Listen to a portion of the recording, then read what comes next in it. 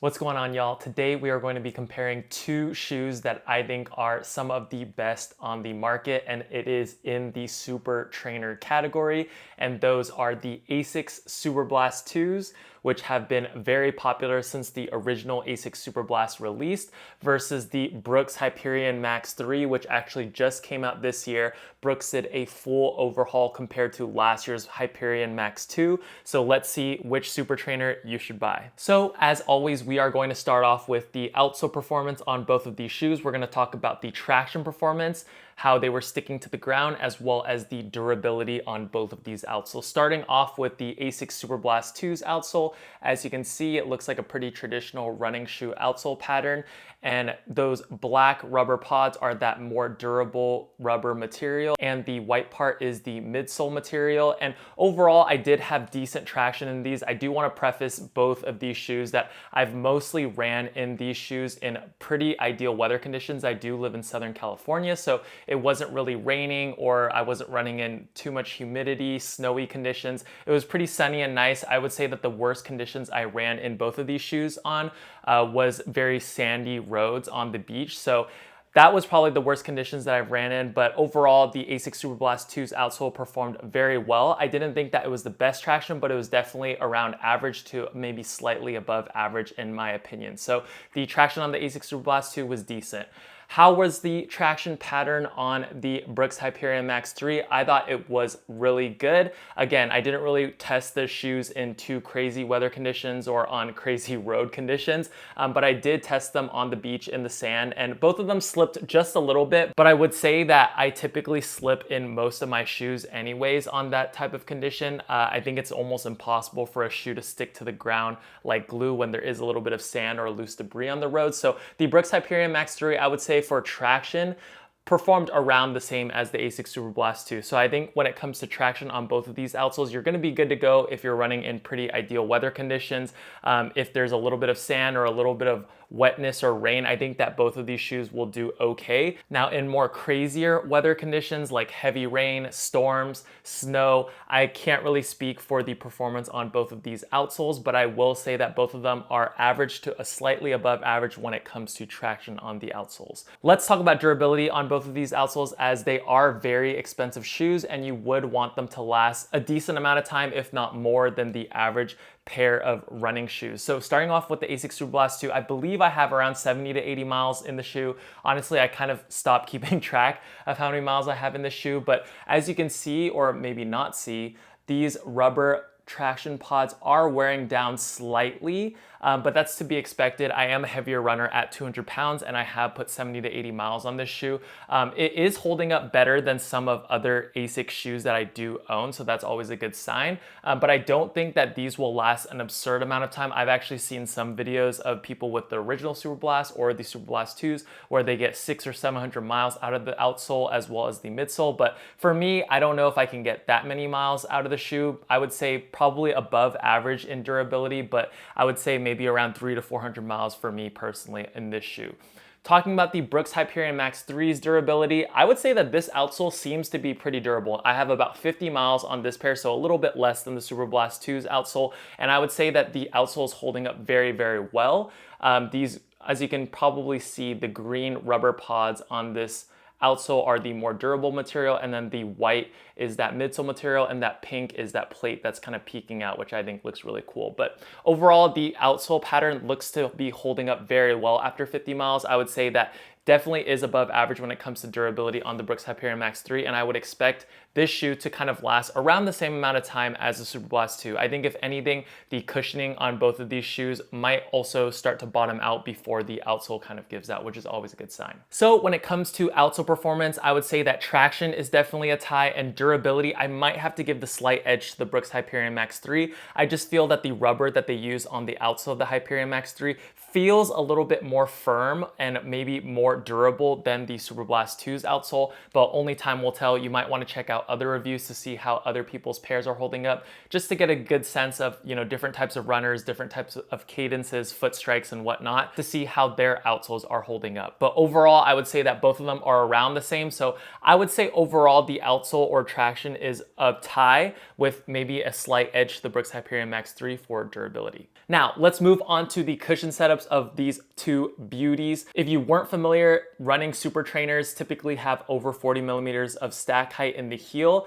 The Superblast 2 is non-plated, and the Brooks Hyperion Max 3 does have a plate. So that's kind of the biggest difference between these two shoes, is that one has a plate, the Brooks Hyperion Max 3, and the Superblast 2 has no plate, but they both have similar stack heights. They are both very tall shoes. So let's talk about the Superblast 2's cushion setup first. They use a full-length FF Turbo Plus midsole on the Superblast 2, and honestly, it doesn't really feel like a crazy setup in my opinion. You are a little bit higher off the ground than a lot of daily training shoes, which you would expect with that high stack height. But once you start running a lot of miles in the Superblast 2, it doesn't feel like you're getting a whole lot of bounce, or it doesn't feel too crazy in my opinion. What really stands out in this setup is kind of the lightweight feel as well as the ground feel, while still maintaining that impact protection. So what I mean by that is you're not going to necessarily get the most energy return, or you're not going to get the most bounce out of this foam. It is going to feel a little bit firmer on foot, but you do feel a little bit lower to the ground, especially in the forefoot, as well as you feel really light in the shoe because the foam is so lightweight. The beauty of that is that you kind of get like a shoe that feels like a daily trainer, but you get all the benefits of the impact protection of that high stack height. So you get that ground feel, you get the stack height for that impact protection, and you don't feel like you're sinking into the shoe at all, which really helps when you are doing those long runs, when you are trying to run a little bit faster. For such a high stack shoe, it is a little bit easier to pick up the pace in the Superblast 2. I would say I can go down to maybe 5 to 10K pace in this shoe, which is around 6:30 per mile or 7 minutes per mile, and I feel like super comfortable in the shoe. Especially for the shoe being non-plated, I think that it's a really great training option, which I think is why the shoe is so popular. For people who don't really want to wear plated shoes all the time, especially for training runs, and you want to train all the muscles in your foot and your feet, that this is a great option. So you are going to feel less fatigued without feeling like the foam or the plate or a plate is helping you too much in your runs. Now let's talk about the Brooks Hyperion Max 3 setup. You do get a DNA gold setup in this midsole, as well as that full length kind of plastic or nylon plate that Brooks throws in there. And then on the bottom of this setup, you get a little bit of DNA Tune foam. So DNA gold is PIBA based, so it is a little bit bouncier in my opinion than the Superblast 2's. Plus you get that plate, which makes the shoe pretty stiff and kind of gives you a little bit of that spring, especially on longer runs. So how did this setup feel? I would say that compared to the Superblast 2's, the Superblast 2, I forgot to mention, has really good stability because it is a firmer setup.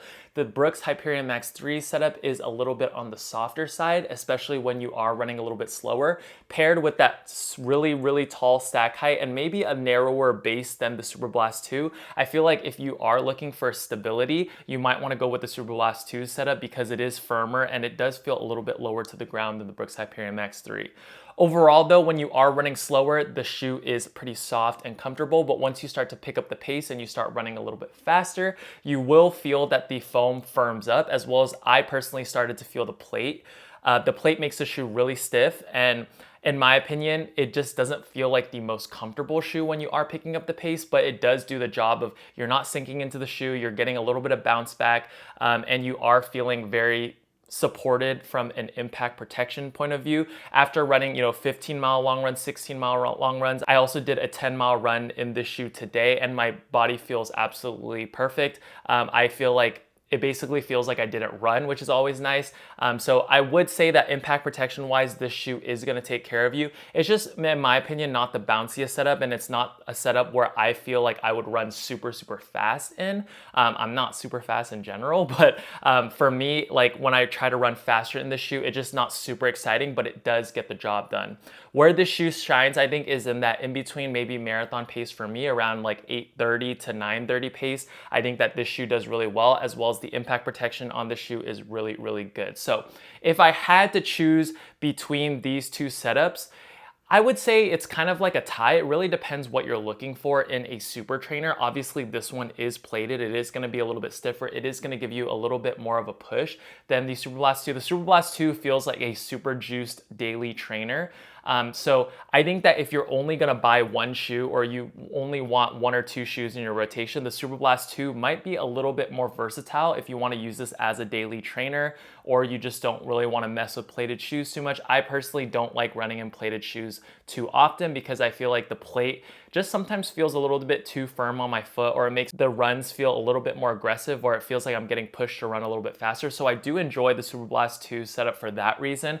But if you already have a couple of shoes in your rotation, you're looking for something that's gonna help you go the extra mile. Maybe you're looking to spend a little bit less on a race day shoe and you are looking at this shoe, I think that this is a good option. With that being said, it definitely doesn't have the pop of those traditional race shoes. Obviously, those race shoes are gonna be a lot more expensive, but I think that this is a cool in-between. This is a good long run shoe. You can run a little bit faster in the shoe, but like I said, you're not gonna get the same pop that you do out of typical race day shoes. So overall, it really depends if you're looking at plated or non-plated. But if I were to choose a setup overall, I would say that the Brooks Hyperion Max 3 is just a little bit more comfortable. It is a little bit softer than the Superblast 2s. In my opinion, I feel like the Superblast 2s are great because they feel really lightweight while still maintaining a high level of impact protection. But I just feel like the Brooks Hyperion Max 3 is a touch more fun to run in. It feels a little bit softer and a little bit more bouncy than the Superblast 2. Superblast 2 is more of a duller ride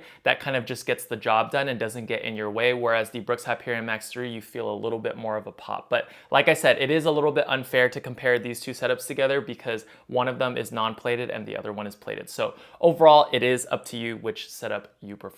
Now, moving on to the fit and the uppers of both of these shoes, I would say that both of them kind of feel like a knitted material. The Brooks Hyperion Max 3 definitely is more of a knitted material than the Superblast 2. I believe that ASICS calls this setup more of a engineered mesh, but it does feel like kind of like a hybrid of a little bit of mesh and knit.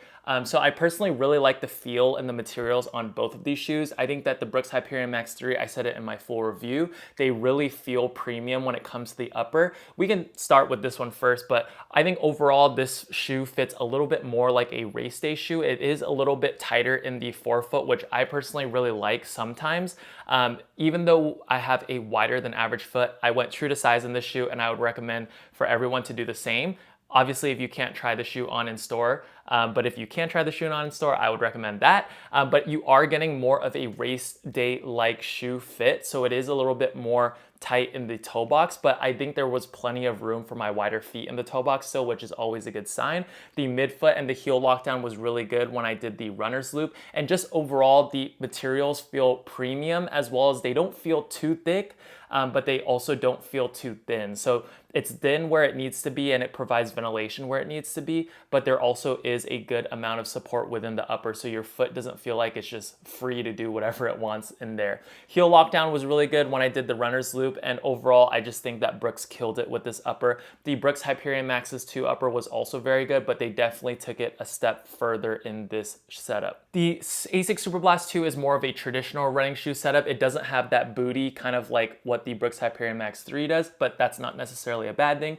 Overall, the Superblast 2's upper is super lightweight. It does have that kind of minimal feel on the upper. It is a very thin upper, but like the Brooks Hyperion Max 3, it's not too light or too thin where you feel like you're not being supported. I think it's a nice in-between or a nice balance between the two. And I think overall, this shoe fits a little bit bigger than the Brooks Hyperion Max 3. It feels more like a daily trainer type fit where there's a little bit more wiggle room for your toes. I got the same size in both of these shoes, and I would recommend going true to size in the ASICS Superblast 2. I think width-wise as well as length-wise, it does run true to size. You just are gonna get a little bit more space in the toe box than you will in the Brooks Hyperion Max 3.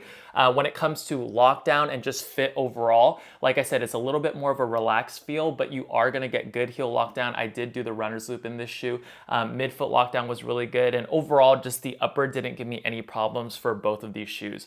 If you want a premium feeling upper, I do think that the Brooks Hyperion Max 3 wins in this category. category. The fit as well as the upper just feel really, really good on my foot personally. Not to say that the Superblast 2's upper and fit is bad by any means, but it just feels more like a regular setup or kind of more like a daily trainer or an elevated daily trainer. So if you were to put this upper on a daily trainer or a more premium daily trainer that's around 160 to 170, I wouldn't really bat an eye. I would think that it's a really good upper. But since we are talking about $200 running shoes, I do think that now after wearing the Hyperion Max 3, I think that the Superblast 2 can really step it up, maybe for the Superblast 3 to make it feel even more premium and maybe give a little bit more of a snug fit so that when you are kind of doing longer runs or at faster paces, your foot feels like it's more in like a race day shoe. But it really is up to you. If you like more space in the forefoot, then I would go with the Superblast 2. But if you like a little bit less space in the forefoot and you want more of that race day like shoe fit, then I would recommend the Brooks Hyperion Max 3. So really quickly, before I go into the overall performance of both of these shoes, I do want to say that the weight of both of these shoes is actually pretty different. I don't even know the weights of both of these shoes, but when I am running in the shoe, I do feel like the Superblast 2 is just way lighter than the Brooks Hyperion Max 3. The Brooks Hyperion Max 3 isn't super heavy for how much foam that you get and for how premium the upper feels, but it is considerably heavier on my foot, or at least when I feel like I'm running, than the Superblast 2. So if you do like lightweight, non-plated super trainers, then I think obviously the Superblast 2 is going to be the one for you. There's not a lot of shoes that can really compete in this category with the Superblast 2, but if you don't mind weight at all, or you're kind of like me where you're running a little bit slower, then I would say that the Brooks Hyperion Max 3 is going to be a good option. Especially if you don't mind a little bit more chunk on your foot, then the Brooks Hyperion Max 3 is going to be for you. So weight-wise, Superblast 2 definitely wins that category. So overall, these two shoes are some of the best shoes on the market in my opinion, especially when it comes to super trainers. And when I say super trainers, I mean shoes with over 40 millimeters of stack height. It really comes down to personal preference. Do you like really care about the upper? Do you really care more about the cushion setup? Do you want a plated shoe? Do you want a non-plated shoe? Do you like the look or the colorway of one or the other? I don't think that you can go wrong with either of these shoes. It really depends on what's in your current running rotation or if you have a running rotation. Me personally, if I didn't have any running shoes at all, I would recommend the Superblast 2s. I think that this is kind of the do-it-all shoe. You can kind of do long runs, you can do everyday recovery runs, you can just do a wide range of different runs, and it's going to be non-plated, so you're going to be training all the muscles in your body, versus the Brooks Hyperion Max 3 is more of a specialty shoe. I would say get this shoe or consider this shoe if you already have non-plated daily trainers that you do bulk of your miles in, and if you just want to pick up a long run shoe or maybe a budget race day shoe, I think that this is a fantastic option. I think that Brooks really tried hard on this iteration of the Brooks Hyperion Max, and you can't go wrong with it. So with all that being said, I think that these two shoes are probably the best in that $200 price range, but for maybe different reasons and different purposes. So it's going to be up to you guys to decide which one you guys want to buy and which one you guys prefer. So let me know in the comment section down below if you guys have either of these shoes or both of these shoes. Let me know your experiences. I'm always curious to see how you guys are liking these running shoes. So with all that being said, thank you guys so much for watching, and I will catch you guys in the next video.